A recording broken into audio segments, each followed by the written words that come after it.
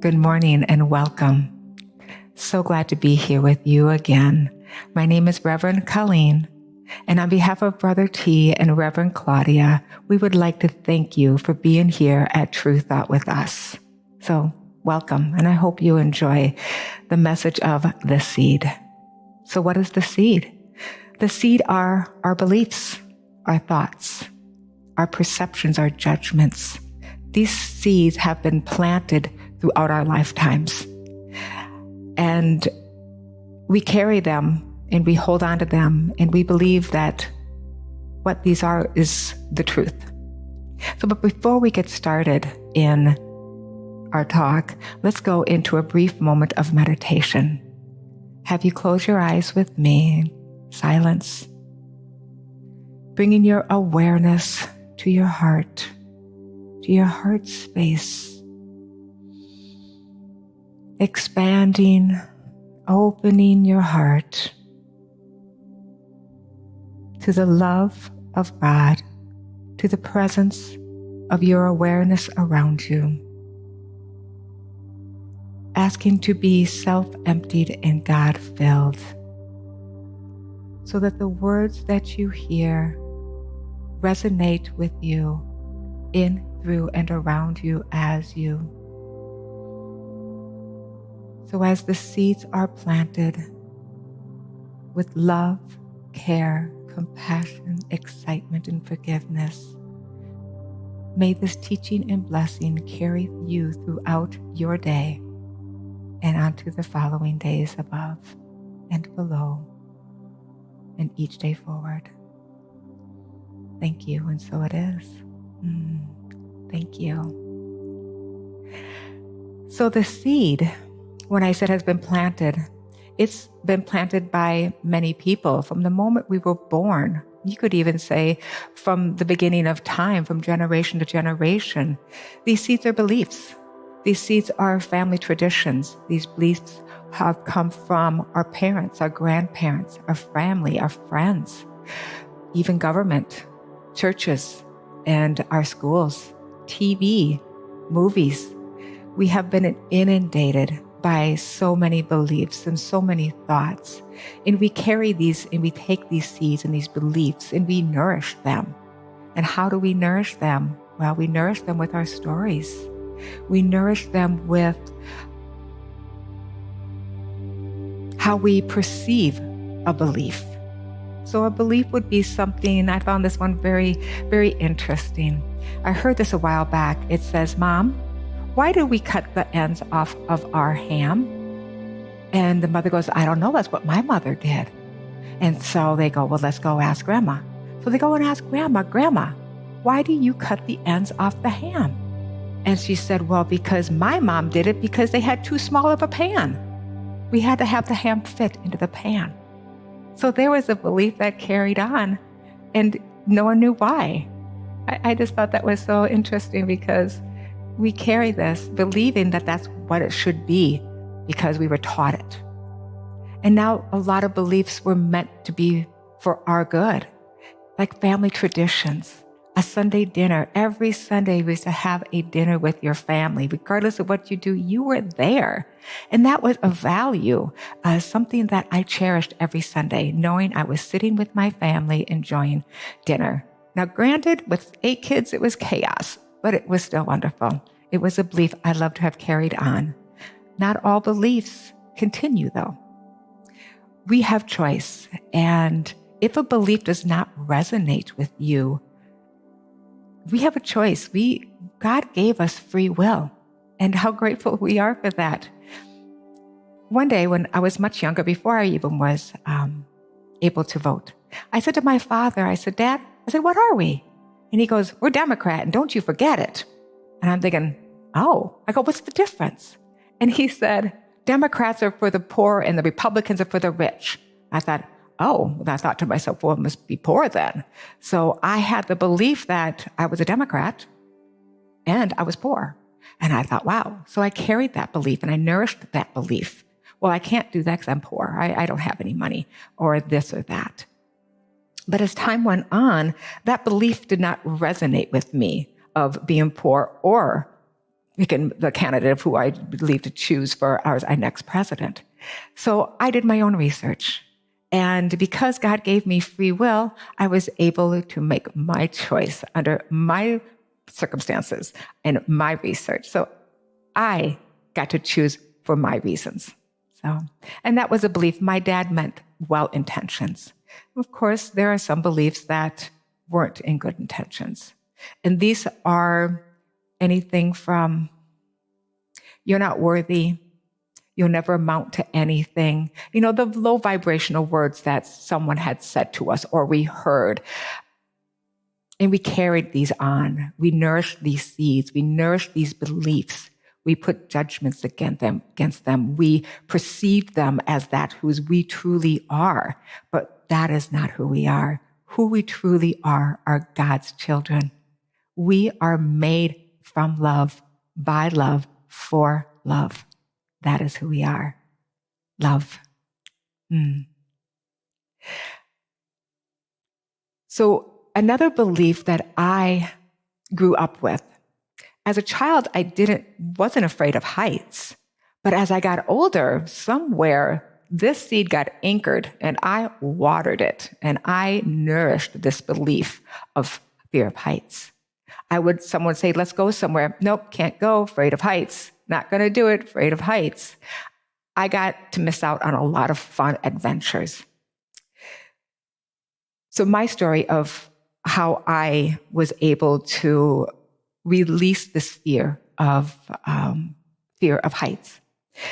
I would always go to the Mall of America, and I had my routine. As you know, the mall is quite big, and there's 4 levels to this.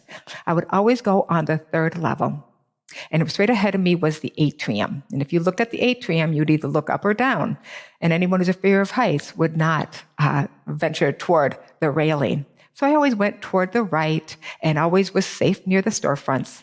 But I had to get to another level. So, and I didn't have time or patience to wait for the elevator.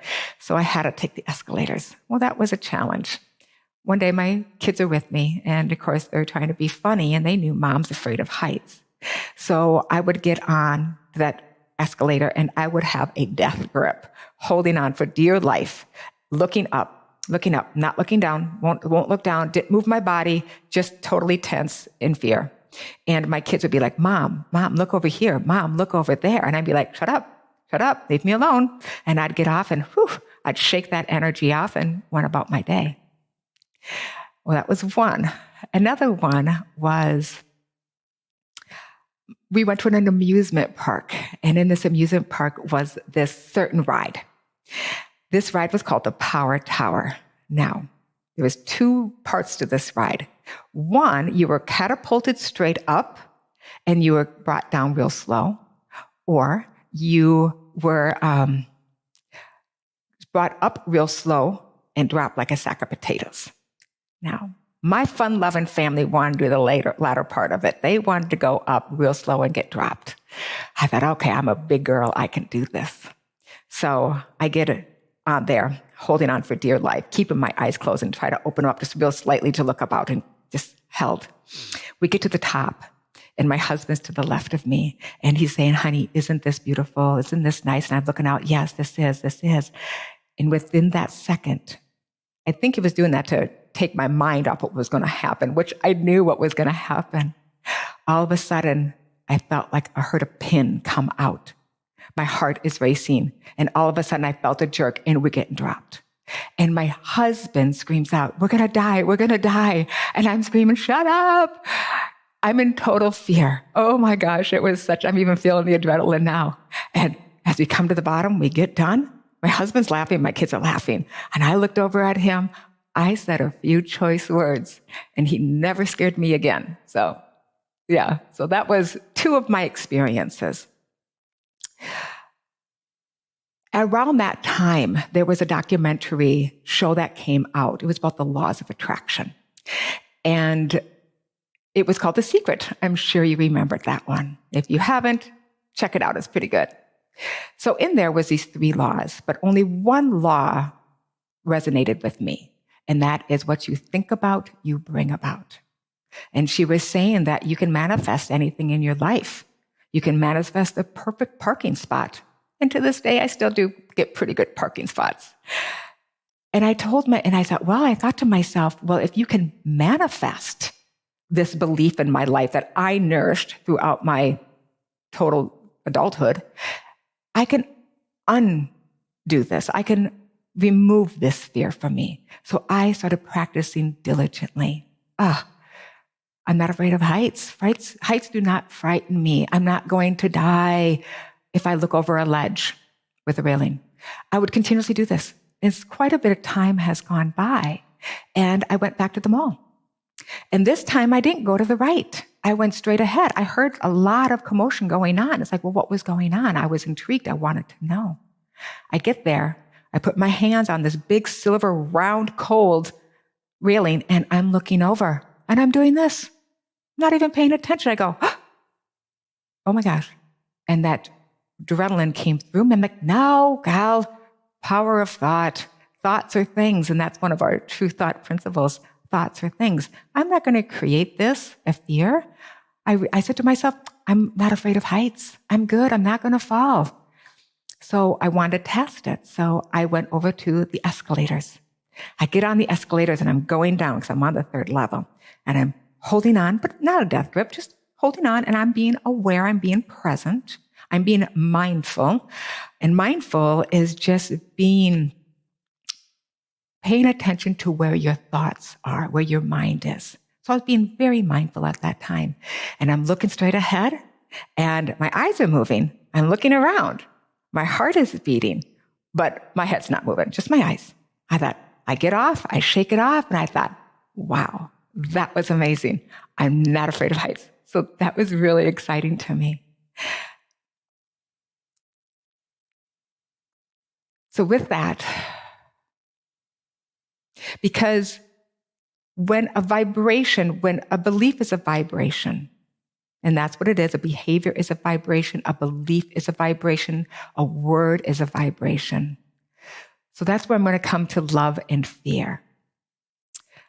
Love and fear has many attributes to them. Fear is nothing more than an illusion. It is a made-up construct of nothingness. It is false evidence appearing real. And how do we create fear? Fear are unloving thoughts. They are anger, sadness, resentment, jealousy.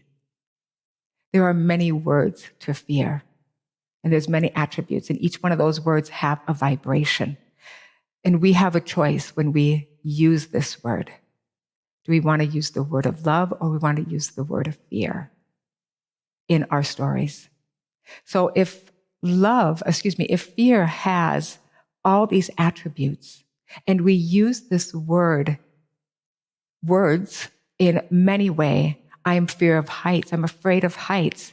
I can't do that because I'm afraid this is going to happen. And when all that fear accumulates within you, we create an uneasement in our bodies. We are out of alignment in our bodies. And we are in a state of constant anxiety. When something is not resolved within our bodies, say, afraid of heights, fear of heights, we created this anxiety within my body that I was unable to handle. It was very hard to deal with these.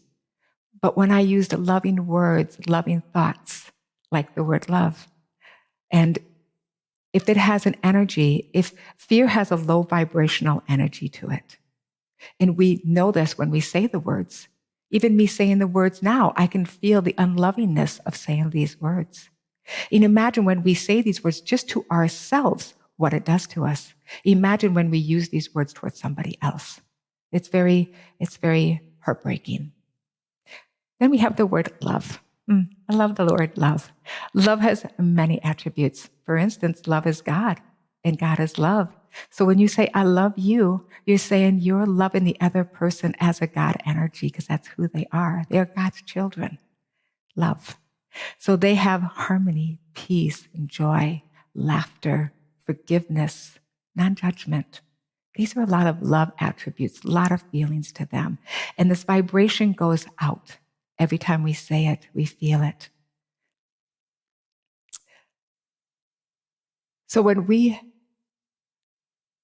have these feelings of love or fear, and they resonate out from us by feeding our seeds that we have planted, how do we learn to deal with this? How do we learn to heal or resolve a situation?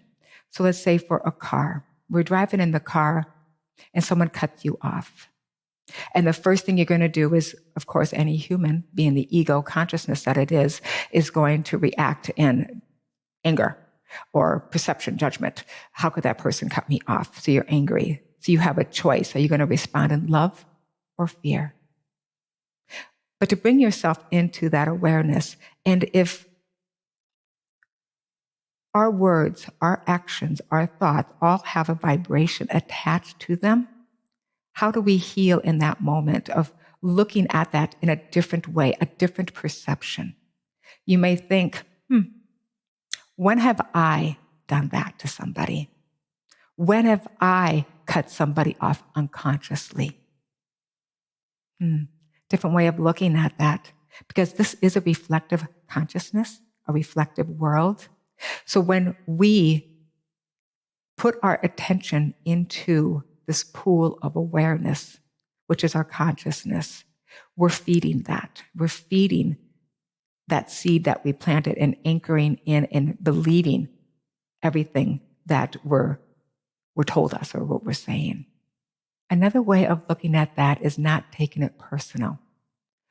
When someone does something to us, we have a choice. Do we make it personal or let it go? Do we send fear to it or do we send love to it? So this person had its own agenda, its own lesson. How you respond is your lesson. So if you respond in anger, you're going to receive that energy back within you. And it may carry with you throughout the day. You may be angry throughout the day and holding that resentment about that being cut off. Or you can say to yourself, when have I done that? When have I cut somebody off? Unintentionally. You'd be like, oops, sorry, didn't mean to do that, wasn't paying attention. Of course, you're saying that to yourself in the car. So you have a choice here. You can respond in love or fear. So this brings me to the story of a seed. So let's imagine a seed. You want to plant a seed. Let's make this a belief. What belief do you want to now create in your future? So pick a seed. Find that word on that seed. So on one side is a bowl. You see that bowl. Pick up that one belief that you want to create. Maybe you want more love in your life. Maybe you want that perfect husband or perfect wife. However that may look for you. Maybe you just want to have more kindness in your heart to share with other people. So you have that seed. You have that belief you're going to start.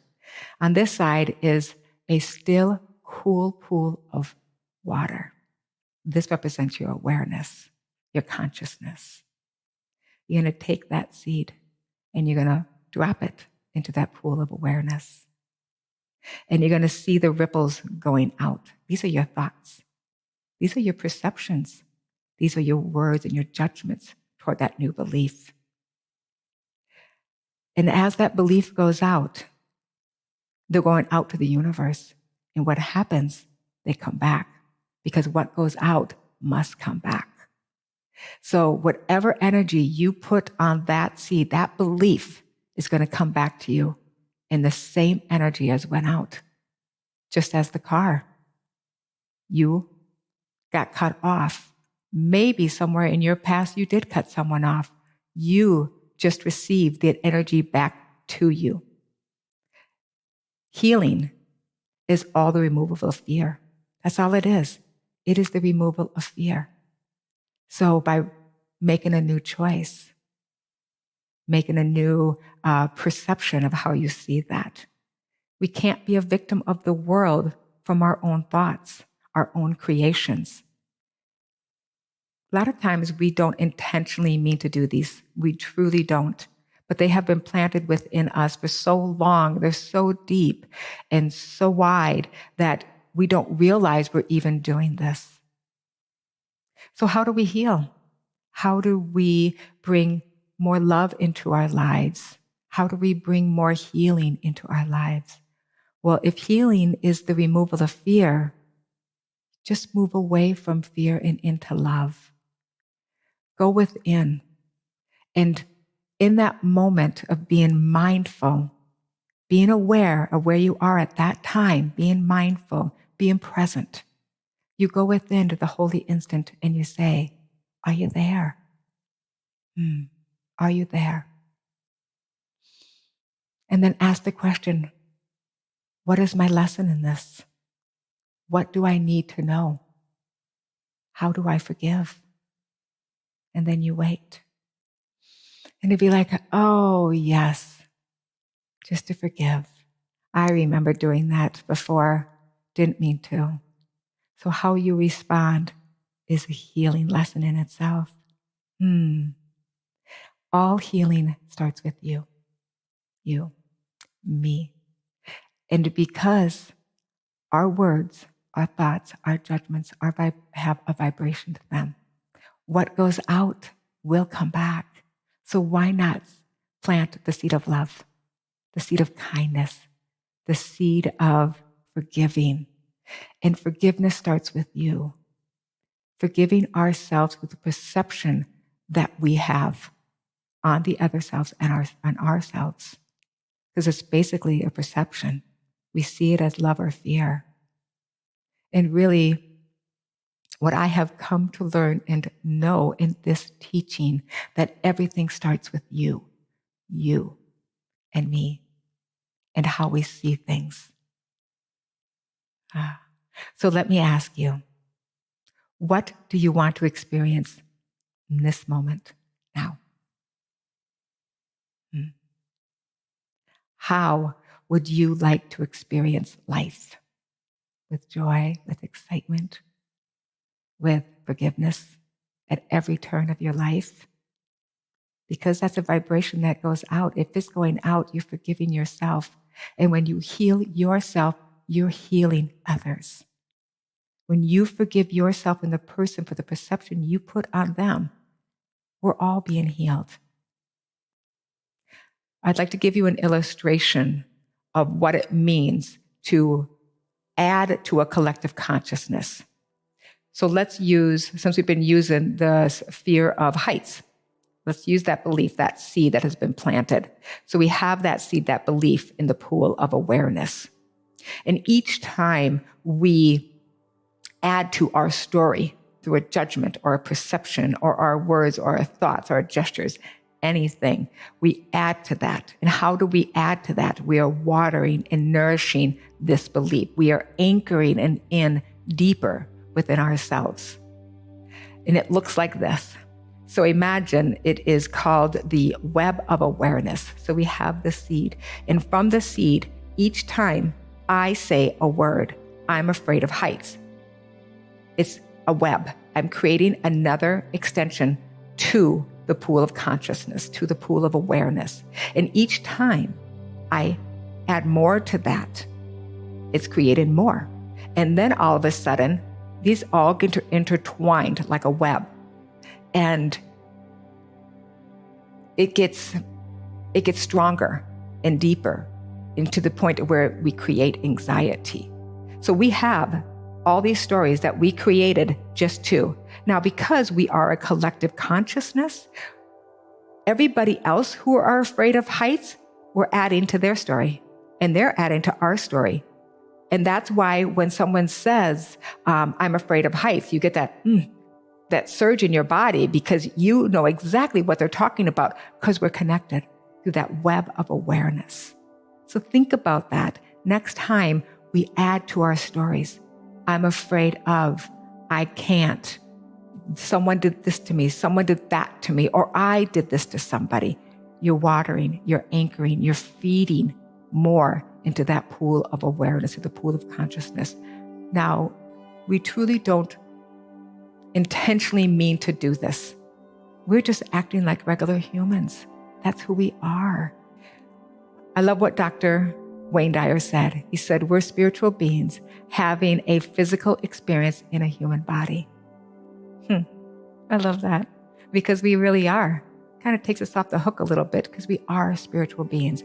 Our true nature is love. God love. Source of all that is. You can use any word you want. You can use the divine, goddess, goddesses, whatever you want. All, source of all. I just like the word God. That resonates with me. So I would like to take this time and thank you for being with us. Let's quiet our minds and go into a meditation. Taking a deep breath in and out. How grateful I am for the parents of all who are with us, for every soul that is open, every heart that is receiving the words of love and compassion and gratitude, kindness, forgiveness, and abundance. I truly believe and know that each one will be heart-filled, will have their hearts filled with so much love and gratitude for every word that is spoken to them and from them. I am my I am presence, and I am one with my Mother, Father, God. And so it is. Amen. Thank you. Thank you. If you liked what you saw today, please give us a thumbs up. And if you valued what you saw today and what you heard, please share this with your family and friends or anyone who may benefit from this. And any donation would be greatly appreciated from here at True Thought. Thank you. Have a wonderful and blessed day. Namaste.